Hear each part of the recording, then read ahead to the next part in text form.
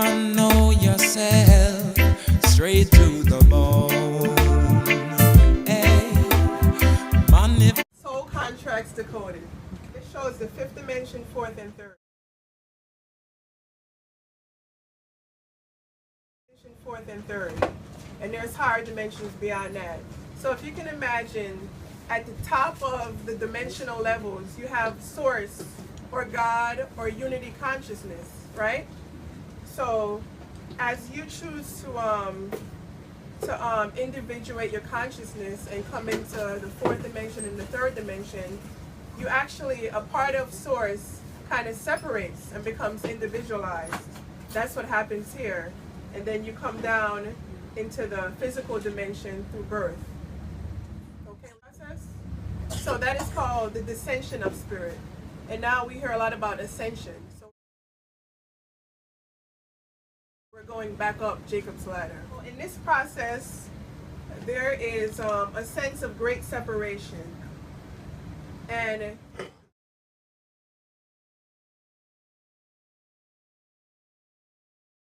the ego is created through that sense of separation. And creation of the ego, you know, we experience a lot of fluctuations because the ego is not the real self.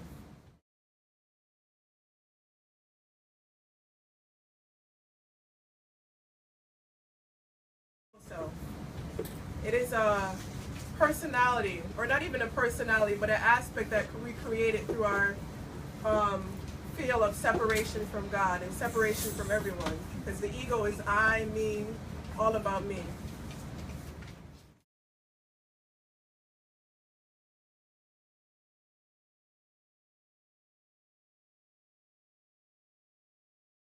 Karmic board is where you go before your incarnation as a soul.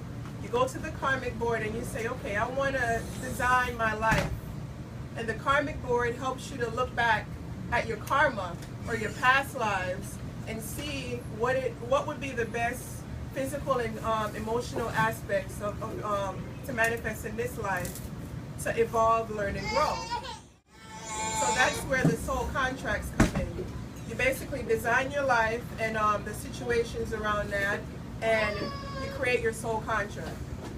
And as a soul up there, you know, you choose your family, your parents, you know, all the situations in your life, but you still have free will to choose how you play it out once you're here.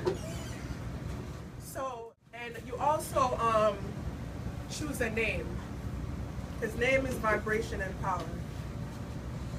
And in choosing your name as a soul, you then etherically communicate that name to your parents or your family, whoever chose to name you. They got that name and they said, okay, actually they got about 2 or 3 different names that carried that same vibration, and then they chose which is best suited for you or what they think is best. So from there, your name is communicated and you come into 3D, you know, through vaginal birth. Basically, that's how the soul contract is created. And that's the process of the descension of spirit. So right here, the soul contract, Decoded, is a system of, it's a very ancient system which was practiced long ago. And like all divination, it's a tool given to us by the higher intelligence and, you know, just the powers of the universe, so we can not feel so lost. Because imagine, like, we're in Philly and we're going to decide to drive to California and we don't have a map. You know, we're just like fumbling around in the dark. So through divine grace, we've been given different systems like this to find our way, divine the way.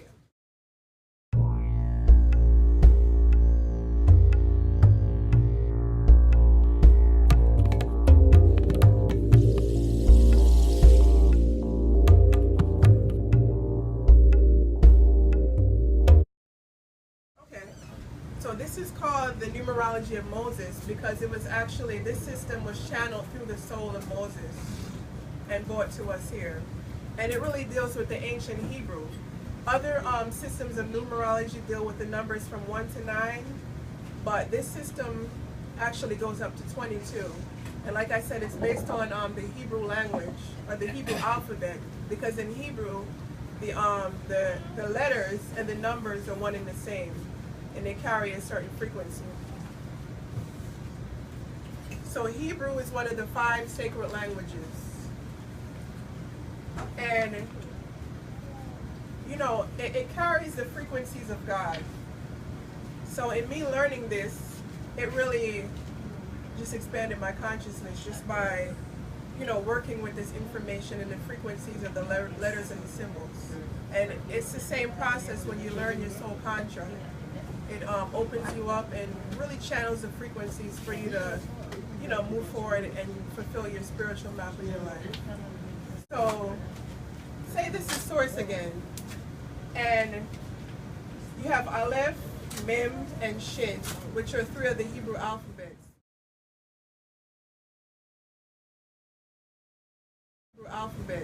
And for me, I realized that this was the Holy Trinity.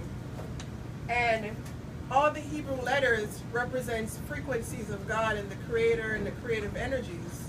So Aleph is the divine masculine, which represents Archangel Michael, that strong spiritual warrior energy. And then Mem is the divine feminine. And then Shin is the divine mother. And then from these 3 frequencies, the other 7 letters are birth, which are known as double letters, because they deal with duality. So it's like, you know, God frequency coming down and down into the, you know, lower dimensions. So from the mother letters, then you have double letters, like I said, deals with duality. So one letter might deal with foolishness to wisdom, poverty to wealth.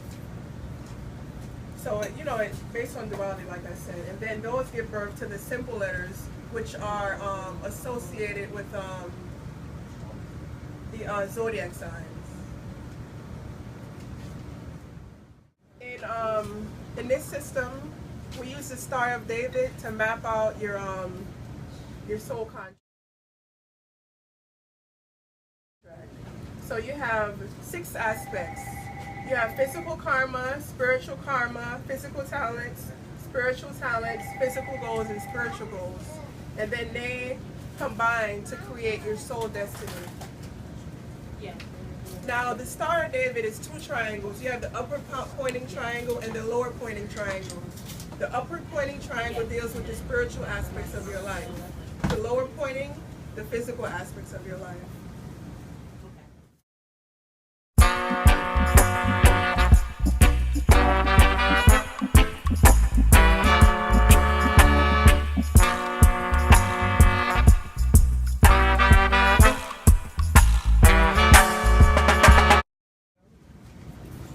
Okay, so we have karma, talents, and goals. So your karma is from your past life experiences. You look back and say, you know, what have I done? What have I not mastered yet? You know, what karma did I create from previous situations? Maybe you had a lot of power and you used that power wrongly. So you come into this life and maybe your karma is disempowerment, and you have to use your talents to tap into your talents and to overcome your karma.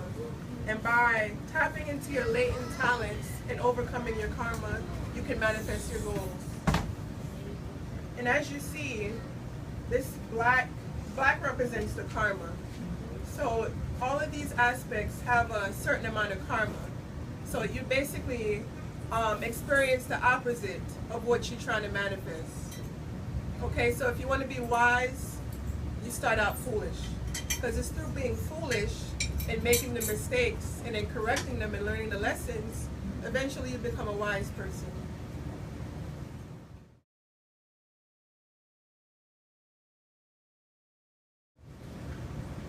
The first, let's say, 35 to 42 years of your life, you're mostly influenced by the physical aspects of your life.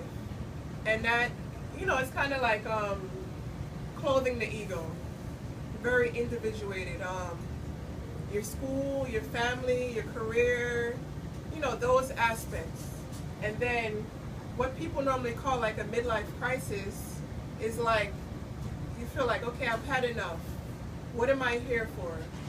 You go through this shift where you're searching and searching for something. And that's when these two kind of intersect, the spiritual aspects and the physical aspects. So starting out from birth, the physical aspects are more dominant. And then as you progress through your life, the spiritual aspects become more dominant. And what I've seen is that now that we're in the age of Aquarius, all these high vibrational souls are incarnating. And what I'm seeing is that people are awakening much sooner. So like myself, I'm 27. I started this process when I was about 15. Like, what am I here for? Like, if I don't know, I'm trying to leave here.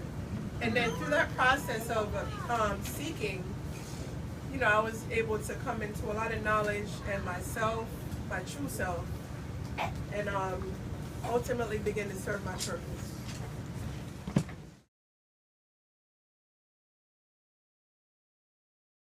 The soul contract, like I said, is your spiritual map of life.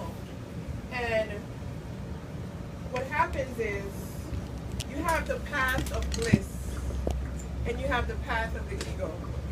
So the path of bliss is really following your spiritual signature as it's as chosen by your soul. So starting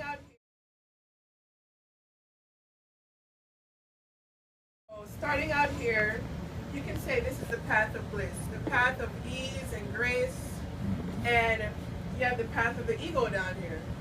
So you can choose ultimately to little by little shed the outer layers of the ego like an onion, and getting to the core of your essence, which is spirit. So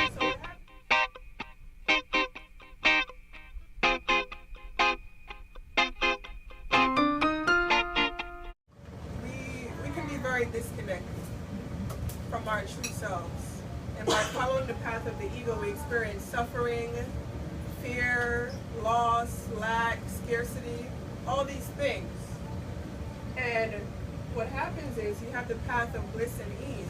So once you start to tap into your spiritual signature by decoding your soul contract, knowing thyself, like our ancestors have always said, knowing yourself and fulfilling that purpose, you will start to get on the path of bliss. Things become effortless. It's like the universe. For myself, I've always experienced these states. It might be a day, a week. I think it was in February, like, I experienced, like, it was like, I felt enlightened for like a week. I'm serious, I felt totally enlightened, but it was like, through the spiritual work I was doing and being just connected, my chakras open, I just felt so aligned. And we have moments like that where we're on the path of bliss, and then we veer off. So it's like those intersections where we're following the path of the ego, and then suddenly we find ourselves on the path of bliss by tapping into source energy and following our intuition and just doing what we're here to do. So really, one thing that has really helped me is called the Course in Miracles. Have anyone heard of the Course in Miracles? No. Okay, so the Course in Miracles is Christ's teachings, real Christ teachings, because a lot of the Christianity in the Bible as it is taught today, I'm sorry to say, it's backwards. It's based on fear and the ego. It's like ego teachings. And it just keeps us in the same cycle of fear, anxiety, scarcity. We think, oh yeah, it's real. We gotta wake up and really do what we're here to do. And that's really ascending Jacob's ladder, coming into full consciousness of our unlimited, infinite abilities and grace, the power that we have within us.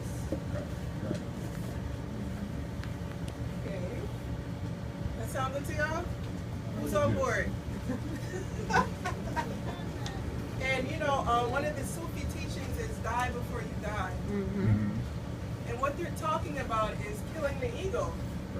You know, the ego is very attached to death. You know, and a lot of people commit suicide because once the ego experiences pain and fear, it really doesn't want to experience those states.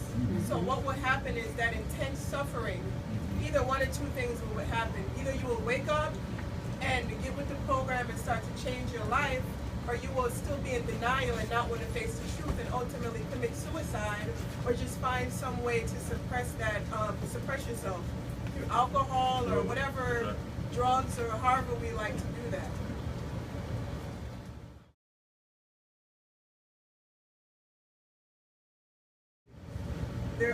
We're a vast spirit. So the more you can shed the illusions of the ego and come into full consciousness of who you really are, I mean, miracles will happen. Just like Christ said, like, I did these things, but if you only knew, if you awaken, you have even greater potential than me. So yeah, Christ is my homie, like, you know, through the Course in Miracles and actually seeing the true esoteric teachings of Christ and the Essenes from back then, it's just like, it's phenomenal. But a lot of people, you know, in the conscious community, we're like, did Jesus even exist? Was he a black man? Was he a white? You know, it's just like still ego stuff. Doesn't matter if he was black or white, or are we trying to really get the true knowledge? Because ultimately, in this third dimension, we're black, we're white, we're purple, we're yellow. That's right. But what color is spirit? No color, that's right. Well, it's like every color, all the vibrations. That's right. So why limit yourself? That's right. But as you go up the spiral, you know, you deal with your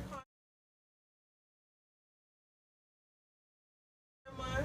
Like I said, it comes in different, many shapes and forms. And then ultimately, we're trying to reach enlightenment, and we have no karma once we're not based in this ego reality of duality consciousness. Once we get to unity consciousness, the vastness of what we are, we're gods. Yes. So what karma can really influence us and create these things in our lives? We are creator gods. So once we get to that awareness, we can create whatever we want. And what I'm envisioning is heaven on earth. Like seriously, I'm not trying to die to get to heaven. It's right here, right now. By the state of the mind that we're in, the consciousness that we have, it's all here, heaven and hell. So what do y'all choose? Heaven? All right. Heaven, baby. Indeed. Okay. Do we have any questions on anything that I've said so far? Talking about like our ancestry? Yes. Well, we have what you call an ancestral memory. That's right. You know, and so the karma, DNA members. and I've seen this, the karma, when you're born, you're basically imprinted with the karma of your parents, the issues that they haven't been conscious enough to get over. So it's like, I'm three people here. I'm dealing with my own karma and my parents' unconscious karma because they haven't worked on it. So in actually working on yourself, and if you really get to the core of it, you're actually working on you and your whole genetic memory, your whole DNA, your whole ancestors. Yes, yes. So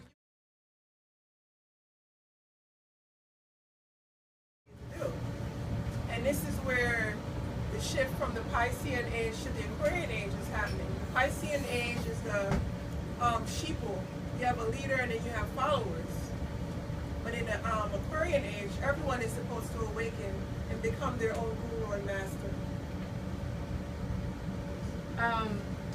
What you just said, do you think that's kind of backfiring in a sense, like how everyone's supposed to rise up and awaken in the so-called conscious community, how everyone wants to be the leader, nobody wants to fall in line to get things done because everybody wants to be all glorious. Do you think that that's kind of backfiring a bit? I mean, from what I've seen in the conscious community, all I see is like big egos. Yeah. Like seriously, like that's when I look at it, that's all I see is big egos. So there's no real work for healing, spiritual growth, unity, forward motion, and progress. That's right. You can call it the unconscious community, because consciousness is really about working on the self. That's an illusion within itself, I believe. Yeah, it's having awareness of the self on all dimensions and aspects. And I believe in world peace through self peace. So what we see is a lot of times people project outward. You want to fix the problem in Africa, in Asia, over here and over there. But look right here. If each of us focused on healing ourselves, awakening our consciousness, every single person on the earth, I mean, we'll be all awakening in heaven tomorrow. And at the same time, we have individual work, but we also have collective work. So in places like this, to come together and to share the knowledge and even meditate together, it just creates this, imagine meditating by yourself and your aura is like this. And we're all here meditating together. We can actually impact the whole city and ultimately the universe. Material stuff and how a person looks. How would you address somebody like that? That say they don't want to have nothing to do with nobody but just black people. I mean, I feel like that's the ego again. That's the ego saying, I'm going to separate myself from all of humanity. And if we're really conscious, I mean, we're all spirit. Peace. So you're going to say that, and I've heard it. Yeah. White people don't got no soul. Yeah, that's what I'm saying. They were created. Yeah, they're white, y'all cool, all kind of shit. Yeah, but for me, I'm like, and it's all these debates and lectures and things. Yeah. I'm like, what I look at is, how is that information That's right. benefiting us now That's right. to take us further? And it's really, like I said, shifting from the ego to the vastness of your spirit. Because the ego is based on separation. And if you feel separate from everyone, you feel like I have to protect myself, I got to make sure I have what I need. There's scarcity. So you're going to try to take everything from yourself, from others and bring it to yourself, and you would hurt someone else to do that. So if you're in the vastness of spirit, you'll see that we're all in this together. We're all one. If I hurt someone else, I'm hurting myself. And it would create a whole different dynamics of how we would interact with each other on an individual, community, global scale. It's really sacred And stuff. what you're talking about is your dominant vibration. Yes. Your dominant vibrations are made up of your thoughts, and your emotions, and your beliefs. And we have the law of attraction. So all this stuff you have in your energy field, what you put out, comes back to you. You're putting out these negative thoughts, that's going to be attracted to you. It's going to attract people and situations to confirm those beliefs and those thoughts. So once you can have the awareness to start to look at your core beliefs that you might have been programmed throughout childhood or what you see in society, those limiting beliefs that create your reality, and start to change them. There's power in that, because most of us, I remember before I started meditating, it was like I had a monkey mind. It was like my mind was in charge. Can you qualify the monkey mind? The monkey Please. mind. Yeah, I qualify. I even wrote a poem about the monkey mind. Right. And it's like once you start to No, for people in the room that may not be familiar with that term. oh, monkey mind, it's just a mind like if you see a monkey, it's hopping from here to there. Right. So it's just an undisciplined mind. Right. So, power is in the thought. So if you can say, or you intend that you want something to happen. So you have affirmation and intention. So a lot of us go around affirming or wishing that something's going to happen to us. And it doesn't happen because we don't believe. So an intention is a strong belief, a strong desire for something, but also the belief that it will be provided for you. Yes. So you can, as women, we can go around all day hoping I find a good man. But if you don't believe ain't no good men out there, That's right. or in the core of your essence, you don't have the self-worth to believe that you deserve a good man, you're going to keep attracting bad men. That's right. You know, so it's just, it's all connected.